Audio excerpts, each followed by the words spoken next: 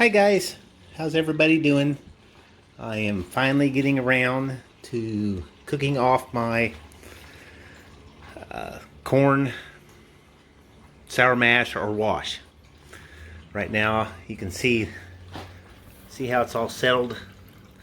All the trub they call it, or leftovers, the corn and yeast and that stuff is settled at the bottom of the bucket. This is separated.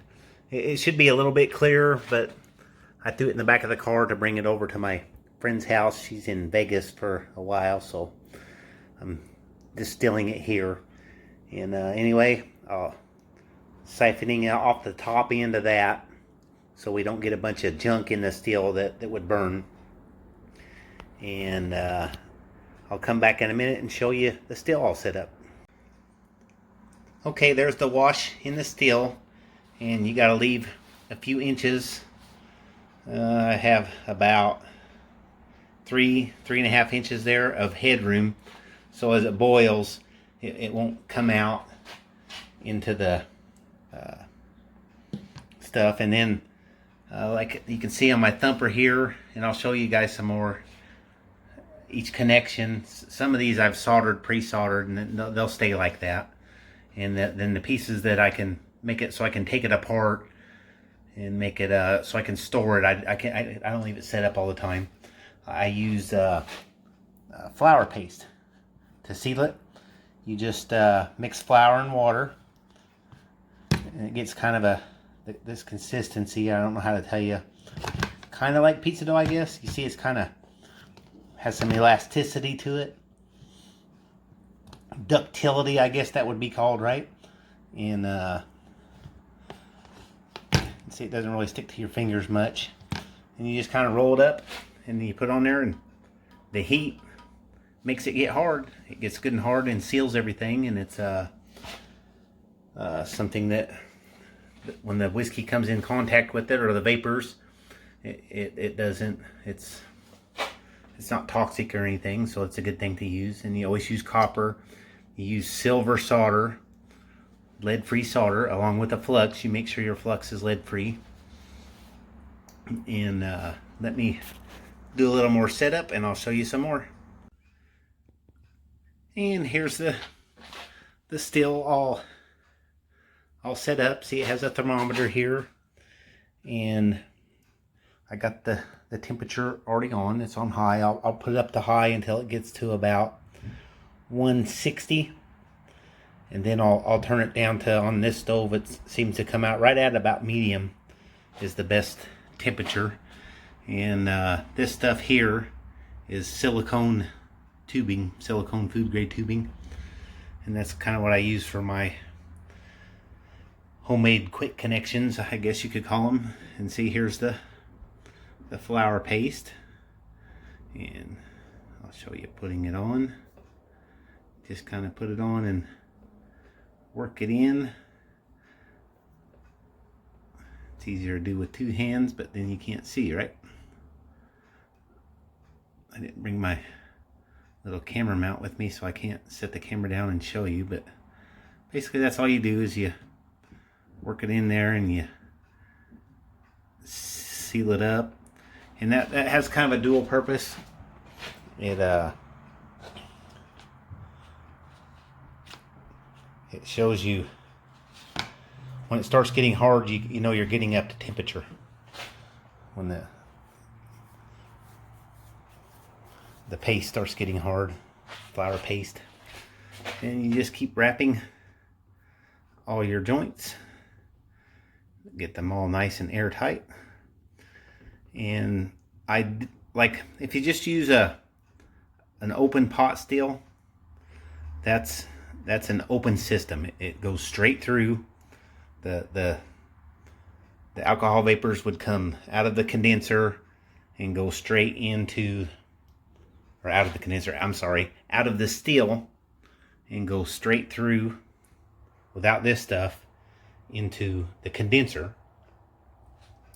And then it would get turned into alcohol again when the cool water touches the copper pipe and the steam is on the inside, or vapors. And that's how that works. As But now we've created a closed system because the vapors come out of the steel, up this pipe, into this thumper, and it looks kind of cool that way. It looks real official, huh? But that's really just what something I found to sit on as a spacer. But it comes out of here, and that's the atmospheric pressure equalizing. It comes out of here, and see, it's under. I pour whiskey in here, and so since it's under there, it has water column pressure. And I should have looked it up. I used to know this stuff when I was a millwright. Some of the things I did, I needed that information. I think it is 10 pounds of water column, or 10 inches, 10 inches of water columns equal 1 pound of pressure, and it could be more. I really can't remember. So it doesn't create a lot, and it doesn't matter if this is way big around and only has this much liquid in it, and that is that deep. The pressure is still the same. So anyway, we've created a little bit of pressure, so now we have a closed system. So it's a little. You need to pay a little bit more attention to your stuff if you run thumpers versus an open steel. You have a little bit more issues you could face for having problems as far as, I wouldn't say it would blow up. I mean, it could. I mean, it's vaporized alcohol, and if you don't keep it contained and it reaches a flame source, it will ignite. There's no denying that. But if you just use some good safety methods and good equipment and know what you're doing, you will never have any issues. Some people don't use an open flame just for that reason. So like this one is an electric stove, as you can see. We are just fine. So, oh, and if you wondered, see my temperature starting to rise. I'm not anywhere near the temperature that the alcohol vaporizes, so I'm not concerned about whether anything's airtight or not yet. So that's why I can turn it on and start getting everything heated up while I'm sealing up my little still here. And I'm working on either a 10 or an 8-gallon still.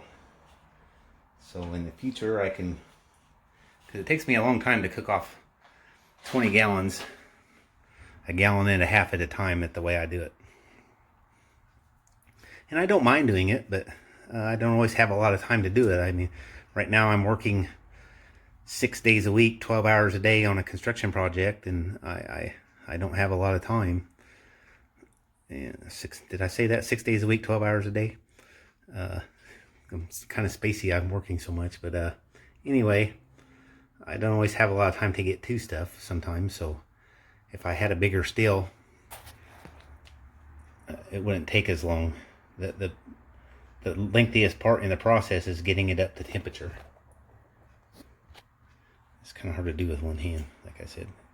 It sure is easier to do with my right hand since I'm right-handed, huh? But we've just about got it all sealed up. A little bit more paste. It's kind of tricky to make it ahead of time. If you just leave it sitting open, it tends to dry out and get kind of crusty and hard. See, we just need a little bit on this one. On the bottom side, I think there. Yes, right there. So we'll pinch that stuff together, kind of work it in those seams. It looks like I need a little bit more over here. Need some right back in there.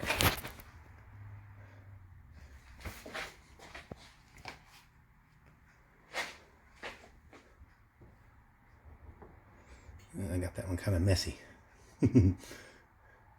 but that's okay. You know what? I don't like that one.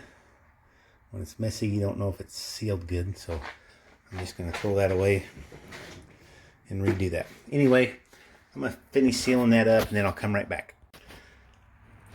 Okay, we're all sealed up, and here's a view of the entire still with the thumpers. And your ratio is 1/3. Your thumper volume should be 1/3 to the volume of the amount of wash that you have in your still. And our temperature, see, we're still pretty low. And let's see, what's some more things I could tell you. Oh, this is how easy it is just to run up a little way to cool it. This is what I came up with on this one.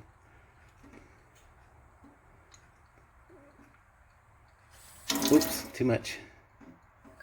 There we go, something like that. See that little bit of water going in there? Not much. Now it's coming out of the drain pipe.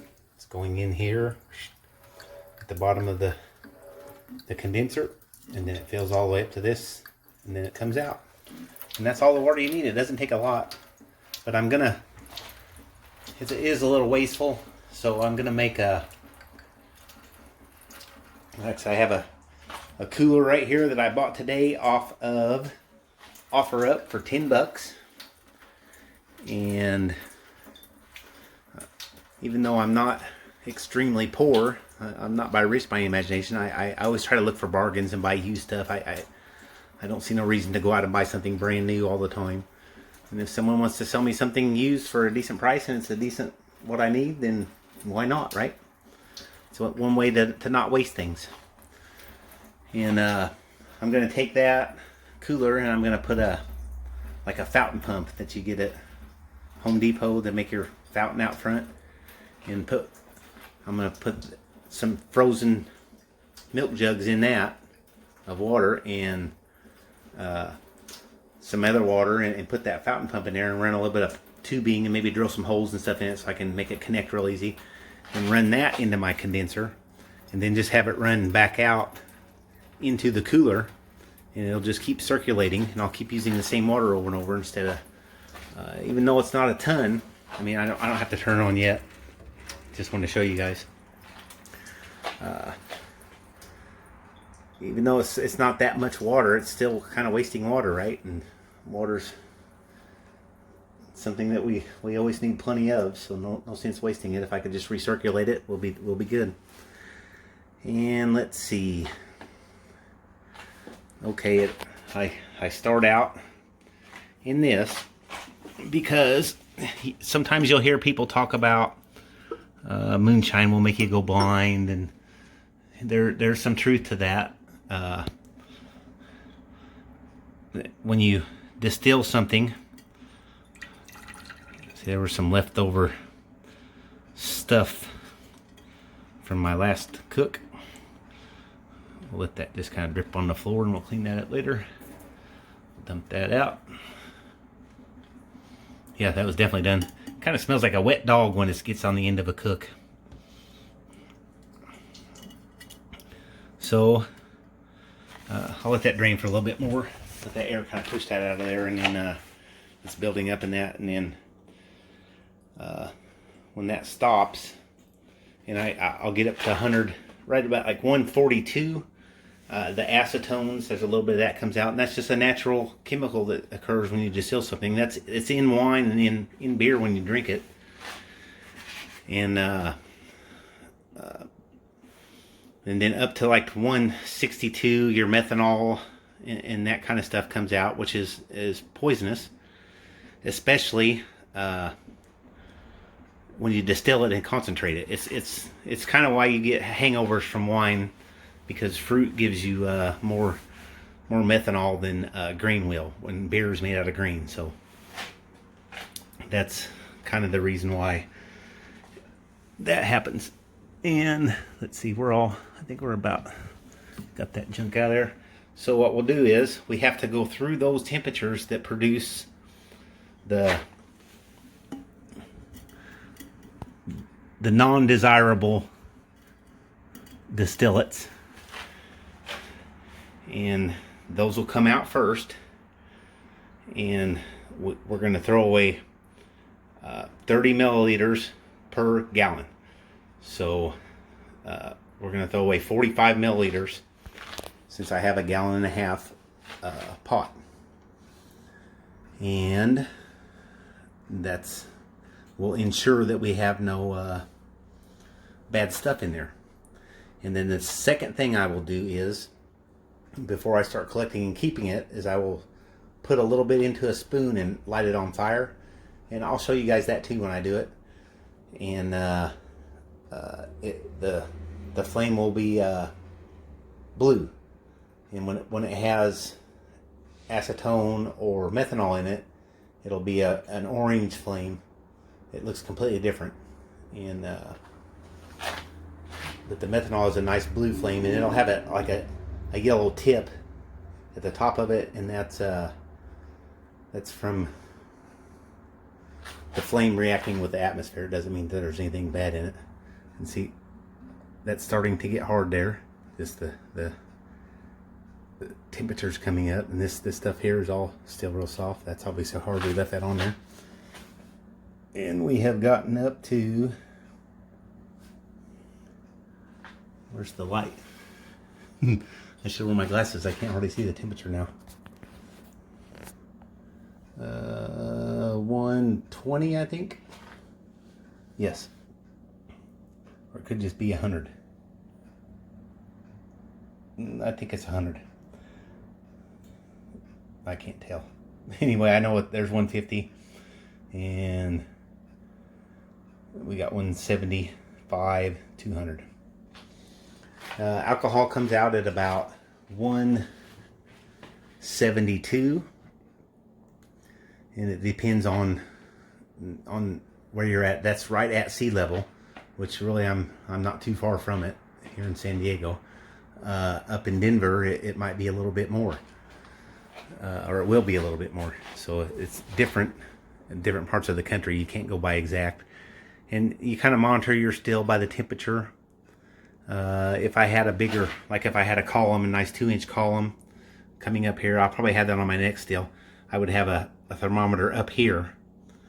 This is left over from my last setup. I would stick it on a magnet, and then I could take it apart down here, and this would stay stuck up there, but not at the same place, so a little different. Anyway, you would stick the thermometer in the top of the column and monitor your temperature there. That's your best place to monitor it. But this one's just got a little 3/8 tubing on there, so it's not much room for a temperature probe to go inside there. So I monitor my temperature here. And the thumpers actually allow you to get a little lazy with temperature. What happens, okay, the alcohol vapor comes out of here and goes into here, and then it starts heating this up, and this will turn into a little still, and I've already charged this with more alcohol, and then that will come back into here, and this has more alcohol in it as well, and this will become a little still. So we have a 3-time distillate process all at once, and each one, it allows you to not be as precise on your temperature here. It'll adjust itself as you go and kind of optimize what you're doing. So it's kind of a lazy way, I guess you could say, to do it, but it's a very good way to do it. It's a good system. It works out well using thumpers.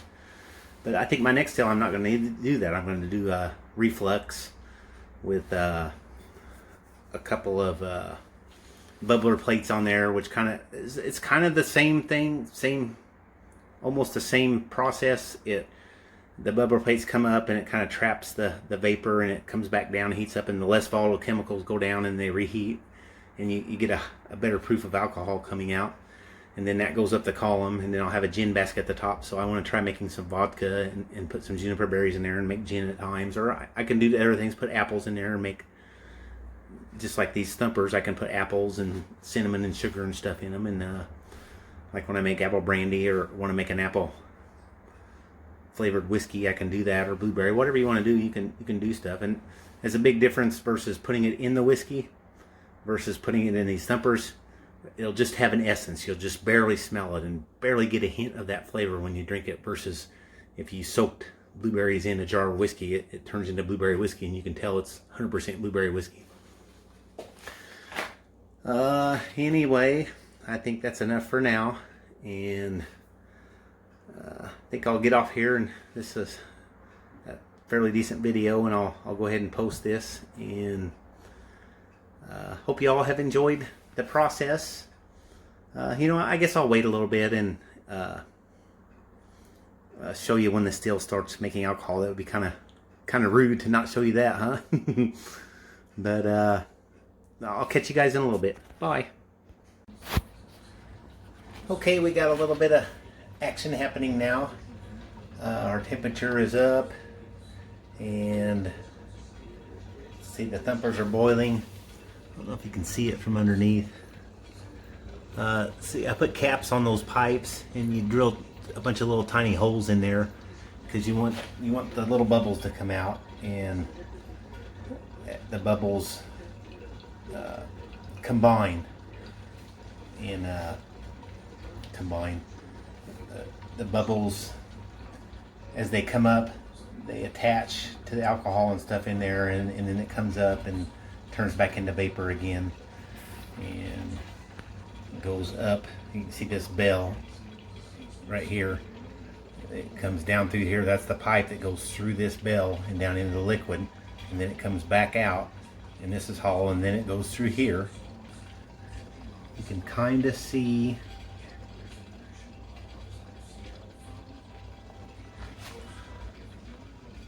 we can focus in on it.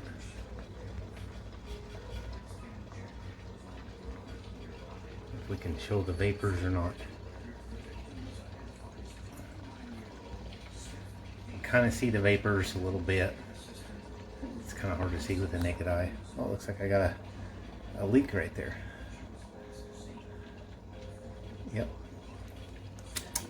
Yep, tastes like whiskey. So let's fix that.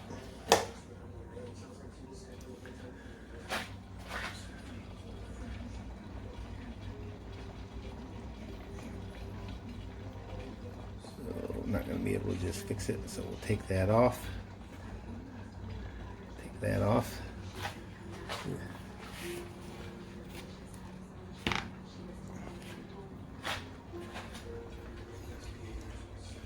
Let's roll out some new stuff here.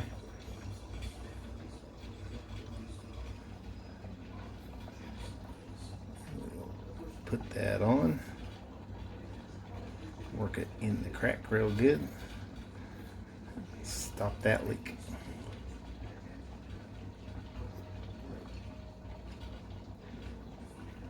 Shoot. This one's having trouble. It's hard to do it with one hand. I'm gonna shut it off. Okay. There, we got the leak fixed. And it does the same thing, goes down here, the pipe through the bell, down into the liquid, vaporizes it again, comes back up, goes through the worm. You can kind of see little drips coming out.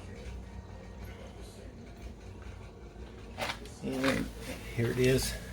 They're coming out. And we are at 60 milliliters, so let that one run a little bit too far.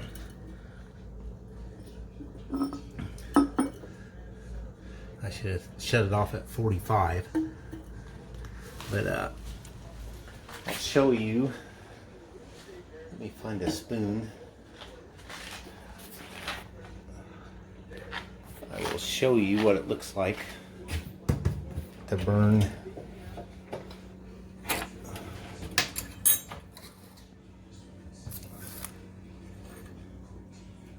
Do a burn test, which I didn't get all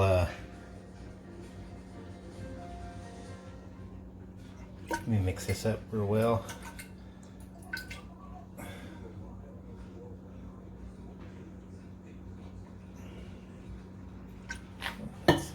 lot actually. It'll take a while for all that to burn. Pour some of this out. A little more of that out. And I got a lighter over here.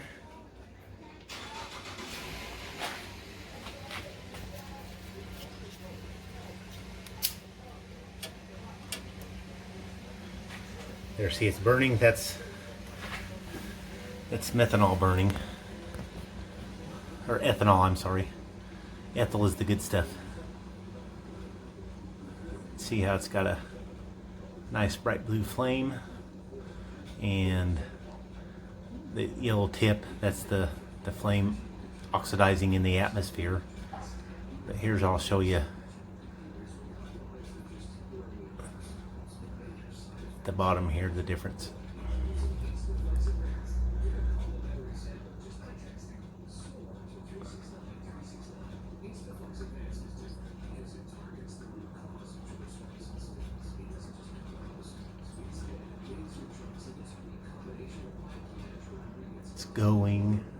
It's going. That's another way you can tell how much alcohol you got versus water, because alcohol burns. And if you put in like 100 milliliters and you burn it and you end up with 10% liquid left, or 10 milliliters of liquid left, then you have 90% alcohol, right?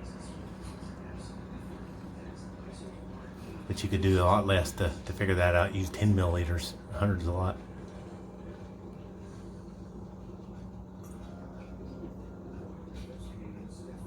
It's still burning.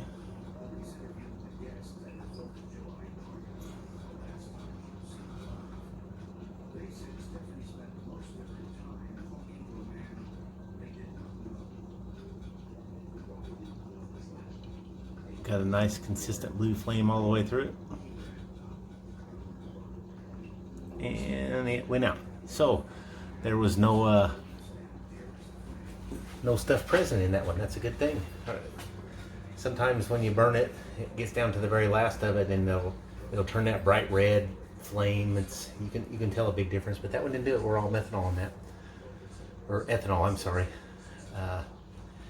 So anyway, there's our little still, and we have went through the entire process from mashing the corn to the fermentation to distilling. The method that I distill right now. So oh, one thing I kind of hit on and I forgot to tell you, what I do is kind of cover my flour paste up and leave a little bit of exposed air, because if you put a lid on it tight, it turns real sticky and you can't hardly use it. It sticks to your hands. And if you leave it uncovered, then it becomes it gets hard and pasty, and that don't use. See, this, just leaving it on the counter, it's kind of warm there. This already started getting hard, so I won't use that. And there you go. There was our leak. It's already getting hard. The leak has stopped. This good stuff. Anyway, that was kind of cool. Got to show you guys that, how to do a repair. It's no big deal. You don't panic. You just fix the problems as they arise. And this stuff, when you make it yourself, it's I hate to say hodgepodge, but this one's kind of made to go together and come apart easily, and it's small, and you have to kind of fiddle with it from here and there. See, my water's getting a little warm there. I don't want that to go bad, so we'll turn our cold water on, and it'll be condensing good.